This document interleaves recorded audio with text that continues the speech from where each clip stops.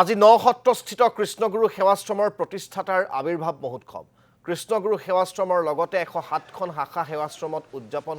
কৃষ্ণগুৰুৰ 92 সংখ্যক আবিৰ্ভাৱ তিথি এই উপলক্ষে নলবাৰী চিকিৎসা মহাবিদ্যালয়ত উপস্থিত হৈ আধ্যাত্মিক গুৰু প্ৰেমানন্দ প্ৰভু আৰু সেৱাশ্ৰমৰ ভক্তি মাতৃক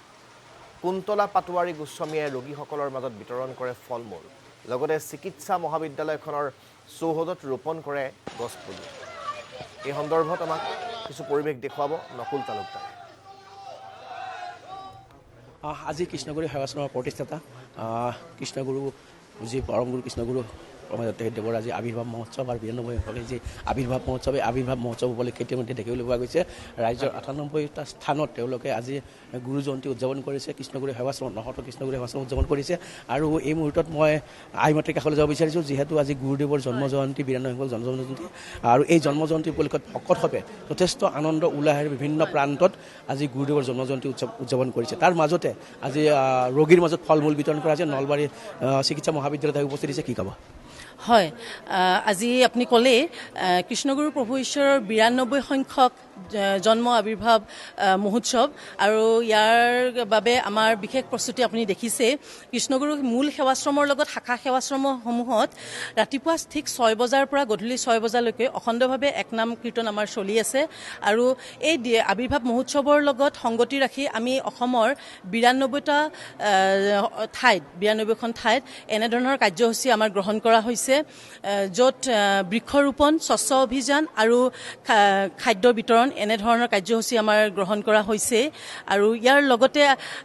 আমি ক'বলৈ বিচাৰিছোঁ এক বাৰ্তা প্ৰেৰণ কৰিব খুজিছোঁ জগতবাসীলৈ যে আমি জাতি নহয় জ্ঞাতি নহয় গোষ্ঠী নহয় জড় নহয় আমি মাথো কৃষ্ণদা আত্মাহে আৰু এই আত্মাপ্ৰেমেই জগতত শান্তিৰ মূল এই যেতিয়া সেৱাৰ মনোভাৱ সকলোৰে হৃদয়ত থাকিব তেতিয়া নিশ্চয় আমাৰ সমাজখন আগবাঢ়ি যাব দেশখন আগবাঢ়ি যাব আধ্যাত্মিক যি চিন্তা চেতনা বা আধ্যাত্মিক যি বাৰ্তা এই আধ্যাত্মিক বাৰ্তা এখন সুন্দৰ সমাজ গঢ়াৰ কাৰণে যি প্ৰয়াস সেই প্ৰয়াস নিশ্চয় আপোনালোকৰ অব্যাহত আছে হয় হয় এই আধ্যাত্মিক যি জ্ঞান সেই আধ্যাত্মিক জ্ঞান আমি সৰুৰে পৰা সন্তানক দিবলৈ চেষ্টা কৰিব লাগে আমাৰ ছাত্ৰ ছাত্ৰীসকলক আমি দিবলৈ চেষ্টা কৰিব লাগে তাৰ বাবে কৃষ্ণগুৰু সেৱাশ্ৰমত কিছুসংখ্যক শিক্ষানুষ্ঠান গঢ় দিয়া হৈছে